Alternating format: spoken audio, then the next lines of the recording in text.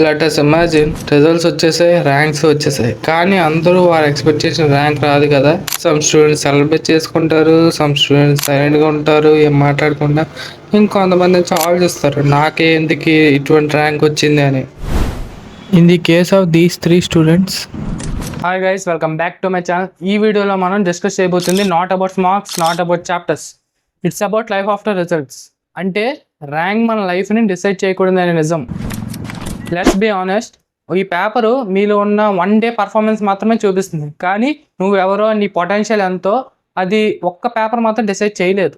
నువ్వు చాలా రోజులు చాలా కష్టపడి హార్డ్ వర్క్ చేసావు. మీ ఫ్రెండ్స్ అందరూ ఆడుకుంటుంటే ఎంజాయ్ చేస్తుంటే నువ్వు మాత్రం బుక్స్ పట్టుకొని కూర్చొని ఇంపార్టెంట్ ఫార్ములాస్ రివైజ్ చేయడం ఇవన్నీ చేసావు, కానీ నీకు ఇంకా రిజల్ట్ రాలేదు.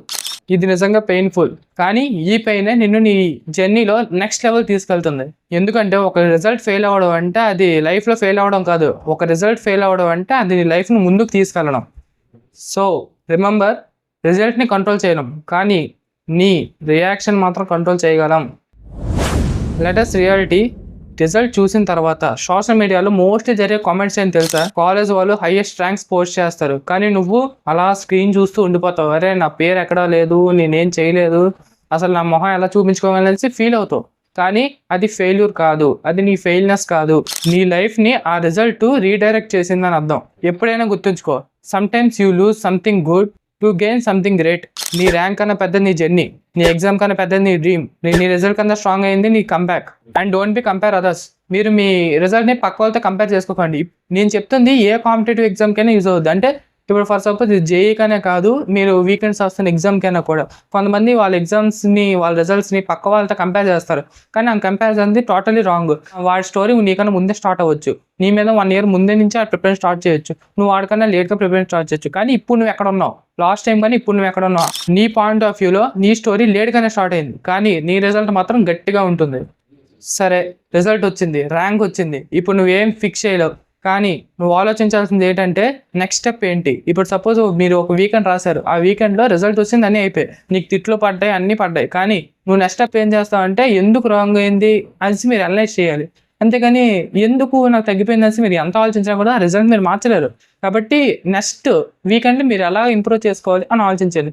అలాగే మీ next time of exam, next year ఇంకో ఎగ్జామ్ ఉందనుకోండి, ఆ ఎగ్జామ్ని ఎలా కంబ్యాక్ ఇవ్వాలి అని మాత్రమే ఆలోచించండి. ఎటువంటి కాంపిటేటివ్ ఎగ్జామ్ అయినా ఒకటి మాత్రం main important, accept, learn and move forward. ముందుకు వెళ్ళిపోవడమే, యాక్సెప్ట్ చేయడం, నేర్చుకోవడం, ముందుకు వెళ్ళిపోవడమే. దేనికి మనం బాధపడాల్సిన అవసరం అయితే లేదు. రిమెంబర్ గైస్, లైఫ్లో టాప్ కాలేజ్లో ఉండడం ఇంపార్టెంట్ కాదు, మీకు టాప్ మైండ్ సెట్ ఉండడం ఇంపార్టెంట్. టాప్ 10 కాలేజ్ కన్నా టాప్ 1 యాటిట్యూడ్ మాత్రం మెయింటైన్ చేయి. ఎందుకంటే స్కిల్ వల్ల కెరీర్ క్రియేట్ అవుతుంది, అంతేగాని ర్యాంక్ వల్ల అయితే కాదు. మీకు ఎన్ని ర్యాంకులు ఉన్నా కానీ, ఎన్ని రికార్డులు ఉన్నా కానీ, మీకు స్కిల్ ఉంటేనే మీకు ముందుకు వెళ్ళగలరు, అంతేగాని ర్యాంక్ వల్ల అయితే కాదు. నీకు ఐఐటీ సీట్ రాకపోయినా, నీకు టాప్ 10 ఎంసెట్ కాలేజ్ సీట్ రాకపోయినా, సో వాట్? నీ హార్డ్ వర్క్, నీ కన్సిస్టెన్సీ, నీ విజన్తో నేను చెప్పగలను, నువ్వు ఎక్కడికైనా షైన్ అవుతావు. నీ హార్డ్ వర్క్ ఉంటే, కన్సిస్టెన్సీ ఉంటే, విజన్ ఉంటే మీరు ఖచ్చితంగా షైన్ అవుతారు. అంతేగాని ఆడుతూ పాడుతూ గడిపేస్తే మీరు ఎప్పుడు షైన్ అవుతారు. అండ్ ఈ వీడియో చూస్తున్న నువ్వు సైలెంట్గా కూర్చొని నాకు ఏ రిజల్ట్ రావట్లేదు, నాలో ఏ ఇంప్రూవ్మెంట్ కనిపించట్లేదు అని బాధపడుతూ ఉంటే దయచేసి గివ్ అప్ ఇవ్వకు. నీ లైఫ్ని 1 ర్యాంక్తో జడ్జ్ చేయడం బిగ్గెస్ట్ మిస్టేక్. ఎందుకంటే ఇప్పుడు ఒక వీకెండ్ మీరు తక్కువ వచ్చింది, జేఈఈ మెయిన్స్లో అయితే మీరు ఒక వీకెండ్స్ రాశారు, వీకెండ్స్లో తక్కువ మార్కులు వచ్చాయి అనుకోండి. ఇప్పుడు నెక్స్ట్ వీకెండ్ అరే నా వల్ల కావట్లేదు మీరు లీవ్ చేశారు అనుకోండి. అలా లీవ్ చేస్తూ పోతే ఎగ్జామ్కి వచ్చిన తర్వాత అప్పుడు మీరు పట్టుకున్న యూజ్ అయితే ఉండదు. అది ఈ వీకెండ్ వచ్చింది, తర్వాత నెక్స్ట్ వీకెండ్ లూజ్ అయింది, తర్వాత లూజ్ అయింది.